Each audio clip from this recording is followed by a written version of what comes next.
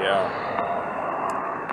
today is the first day in 2023, and I just take an opportunity to just reflect upon the goodness of God. God has been good to me, so I decide to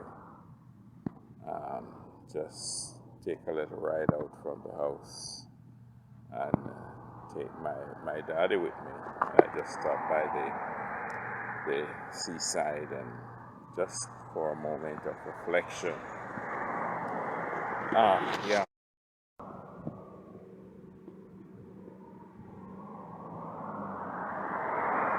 Trying year 2022. Many things changed, many challenges came to us, but we decided that we will fight it through. One of them is really dealing with our father, who, when the COVID of 2020 came, it left him with a terrible stroke, and he has to be cared for 24/7. But to know where he's coming from, but when the doctors called us from the hospital, said that he need to take his caregiver, that he could teach the caregiver how to take care of him. The doctor was saying that he has to have a feeding tube in, because he can swallow on his own. So but shortly after that, he called us back and she said, no, he can take fluid, but not much more. So we took him home, keep him comfortable, because according to them, it's just a matter of time. She did not even give us an appointment to see her back. She gave us a referral to a physiotherapy. When we went there, the man looked at us and said that, well, there's nothing much we can expect from this man at 92. And there's nothing voluntary we could do with that side of his body, but hey, whose report will you believe? That's my daddy. God has prospered him in his challenges, and I know you see what he's able to do. So I decided that I will take those videos this morning to show you that he's not dead yet. He's alive, he's well, and God is still doing a work on his behalf. Continue to pray.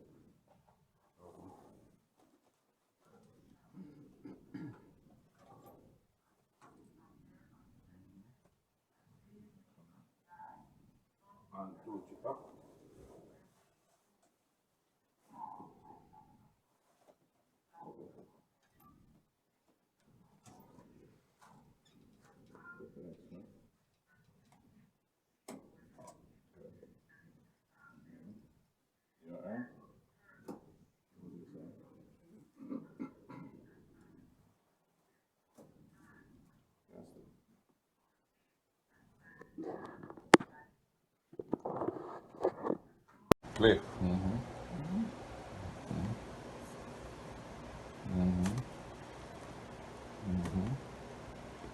Next. Go. Fine. Go.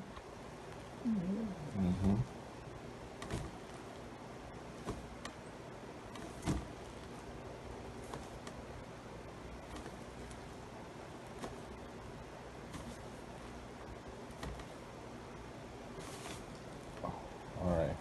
Move this one now, like this. When it come up, out and in. Go. Out.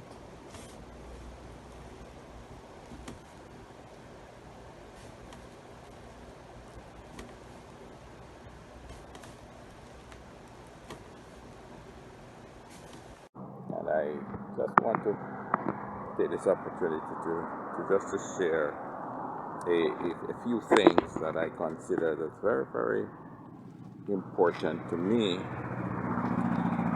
One of the first things I remember about my dad is basically, we never have much in Christmas time. And I could remember when my mother came back from what we call Grand Market, all that he could bring back for us. We would brought each of us what we call fifi, a whistle. And we would make a hell of a lot of noise with that whistle around the place. My toy was basically made out of milk carton and the civil oranges wheel, and I could string up quite a number of those together and make my little truck. But one day I was surprised under a tree in the yard. I saw my daddy chopping out some wheels, and I sat there and I watched him until he put it all together. When it was done, it was a truck. Could you believe it? A truck. I couldn't sit in it, but it's big enough that I can push it.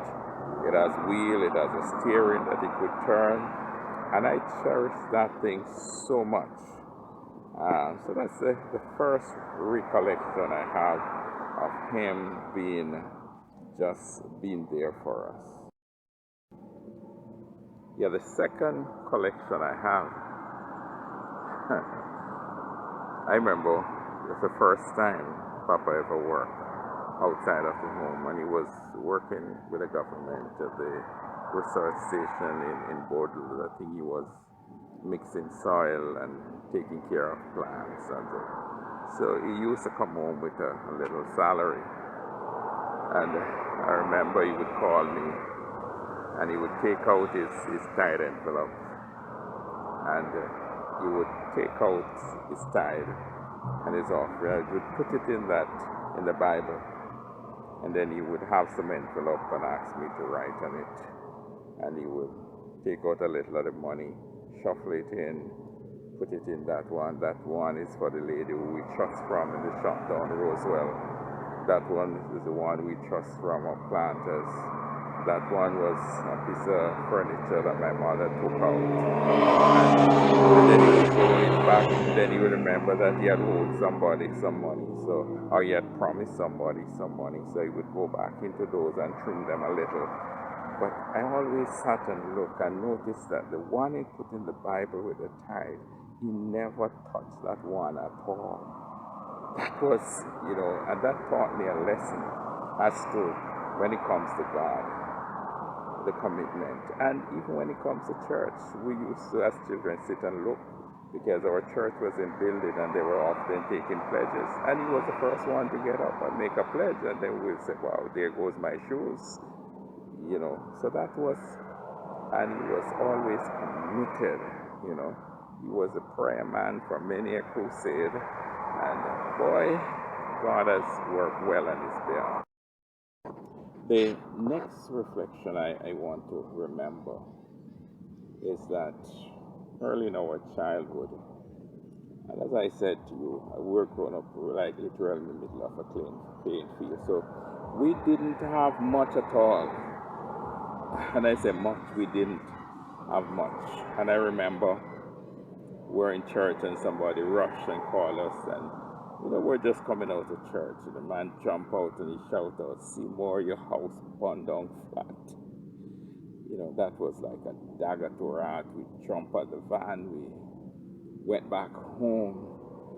We were not expecting to see anything standing, but it was still there. It was about 3 rooms, I think, at the time, and it was burnt out. Yes, obviously somebody had set a fire, and all my books. I was to go back to my 3rd year and final year at college. All my books were destroyed. All our clothes were piled together on a bed, burnt. but one of the sad realities, and I laugh about it now, but one of the things that we were more embarrassed about as children was that people was now knowing how we were living. I wouldn't tell you what our mattress used to be. At least one other bed at that time still was that kind of stuff. So not wanting to embarrass my other siblings, I just leave it. You can imagine, and somebody walking through would purposely stuck his machete in it and exposed it. So we're not too concerned about our house burned down, but that people know, how we were living. And but I remember my father pulled us together, and a lot of people were there, and he knelt in the sand, and he prayed, and that was something else. He has his little chuckle and his whistle, and he pulled us together, and he prayed. And when he was finished, he said, "We're going to build back bigger and better." I laughed because I was the one who see how he's struggling with his money, and knowing that there was not much money to build bigger and better. And people were coming the evening and say, "Okay, I'll take this one with me, I'll take this one with me." And he said, "No, everyone will stay together here. We will build bigger and better together." And the people respected that. We didn't know where we were going, but somebody went home, bring back a mattress. Somebody, in fact, a man took me, he just came from England. And he took me and he opened some of those big trunks and he said, "Take out what you want, son." That was the first time I was wearing denim jeans and Nike t-shirt and shoes with brand name. So, oh boy, so out of the roughness comes good. So God, again, I see the strength of a man in all of that. Yeah, this other reflection of him is a tough one, because I remember, if you look at his ribs, you will see that these two big bulges that he has there. And I asked him the story, and I could have some vague memories, but he said that he left home, and he remembered that he did not leave anything there for dinner or anything like that. So while he was about 4 miles away in the hills, his father is a property there.